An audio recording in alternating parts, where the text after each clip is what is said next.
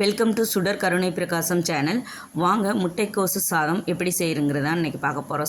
School lunch பாக்ஸுக்கு இது ஈஸியாக 10 நிமிஷத்தில் செஞ்சு கொடுத்துடலாம். நம்ம முட்டைக்கோசில் கூட்டு செஞ்சுருப்போம், பொரியல் செஞ்சுருப்போம், அவியல் செஞ்சுருப்போம். ஆனால் இந்த மாதிரி ஒரு தடவை சாதம் செஞ்சு பாருங்கள், ரொம்பவே நல்லாயிருக்கும். குழந்தைங்களை காய்கறி சாப்பிடாத குழந்தைங்க கூட இந்த மாதிரி செஞ்சு கொடுத்தீங்கன்னா கண்டிப்பாக சாப்பிட்ருவாங்க. காலையில் நம்ம லஞ்ச் பாக்ஸுக்கு நம்ம என்ன செய்கிறதுன்னு ஒரு யோசனையிலே இருப்போம். இந்த மாதிரி நீங்கள் முட்டைக்கோசை வச்சு செஞ்சு சாப்பிட்டு பாருங்கள், ரொம்பவே நல்லாயிருக்கும். இப்போ கடாயில் எண்ணெய் ஊற்றிருக்கேன். ஒரு 3 டேபிள் ஸ்பூன் கடலெண்ணெய் ஊற்றிருக்கேன். கடுகு 1 டீஸ்பூன் போட்டு தாளிச்சுக்கலாம்.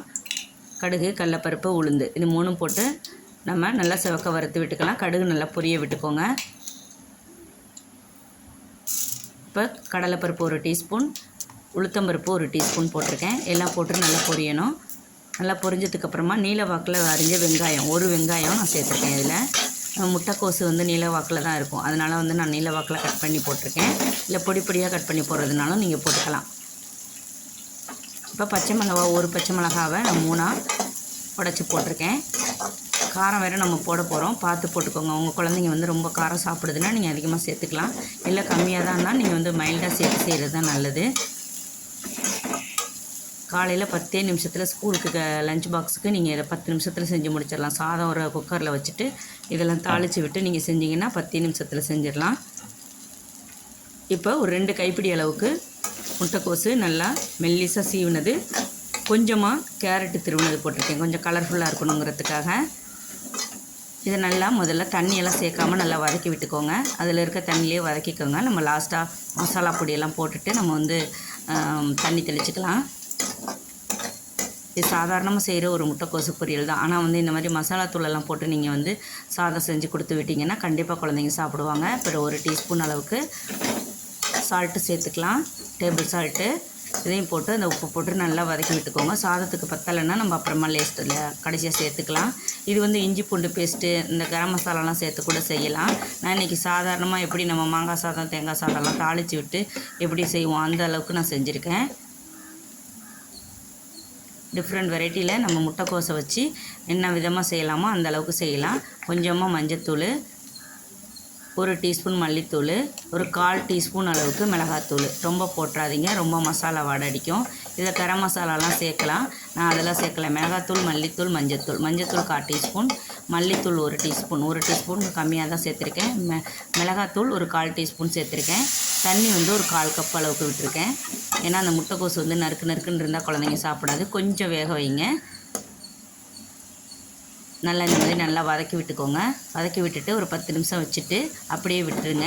அப்புறம் ஒரு தக்காளியை க்யூபாக கட் பண்ணி போடுங்க. இது ரொம்ப வதங்கணும் அப்படின்னாலாம் இல்லை, லைட்டாக அந்த புளிப்பு அதில் இறங்கினா போகிறோம். அது தோல் சுருங்கி அப்படியே அங்கேங்க கலர்ஃபுல்லாக கிடந்துச்சுன்னா குழந்தைங்களுக்கு பார்க்குறதுக்கு நல்லாயிருக்கும். சில குழந்தைங்க தக்காளி சாப்பிடும், சில குழந்தைங்க சாப்பிடாது. அதுக்காக நான் இப்படி சேர்த்துருக்கேன். நல்லா வதக்கி விட்டுக்கோங்க. நல்லா வதக்கி விட்டுட்டு நல்லா அதில் உள்ள தண்ணியெல்லாம் நல்லா இழுத்துடணும், தண்ணியே இருக்கக்கூடாது. அப்போ அதுக்கப்புறம் தான் நம்ம சாதத்தை சேர்க்கணும். நல்லா இந்த மாதிரி நல்லா கிளறி விட்டுக்கோங்க. இதுக்கு மிளகுத்தூள் வேணும்னாலும் நீங்கள் சேர்த்துக்கலாம், நான் இன்றைக்கி சேர்க்கலை. ரொம்ப ரொம்ப எளிமையாக இருக்கும். இது வீட்டில் இருக்க பொருளை வச்சு காலையில் முட்டைக்கோசு மட்டும் கொஞ்சோண்டு இருந்தால் போதும், செஞ்சிடலாம். இது 10 நிமிஷத்தில் செஞ்சிடலாம். இப்போ 1 கப்பு சாதத்தை இதில் கிளறி விட்டுக்கோங்க. போட்டு நல்லா கிளறி விட்டுக்கோங்க. உதிராக வடிச்சுக்கோங்க. சாதம் சாப்பாட்டு அரிசி தான் இது, வீட்டு நார்மலாக சாப்பிட்ற சாப்பாட்டு அரிசி தான். இதிலே நீங்கள் பாஸ்மதி ரைஸ் இருந்தால் கூட போட்டு செய்யலாம், இன்னும் கொஞ்சம் நல்லாயிருக்கும். நல்லா கிளறி விட்டுக்கோங்க.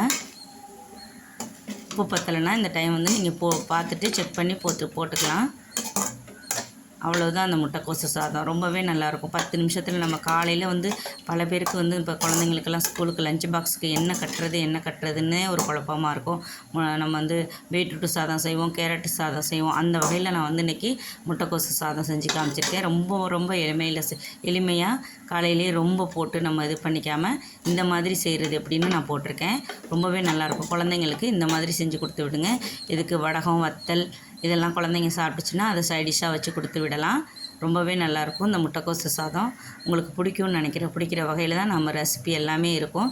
ரொம்ப எளிமையாக, அதாவது ஈஸி சமையல்னு சொல்லுவாங்கள்ல, அந்த மாதிரி தான் நான் கொஞ்சம் நாளாக கொடுத்துட்ருக்கேன். ஏன்னா என்னோடய சப்ஸ்கிரைபர் நிறைய பேர் அது மாதிரி தான் கேட்குறீங்க. உங்கள் எல்லாருக்காகவும் இந்த ரெசிபி செஞ்சு காமிச்சிருக்கேன். உங்களுக்கு பிடிச்சிருந்துச்சுன்னா சுடர் கருணை பிரகாசம் சேனலுக்கு சப்ஸ்கிரைப் பண்ணுங்கள். நன்றி, வணக்கம்.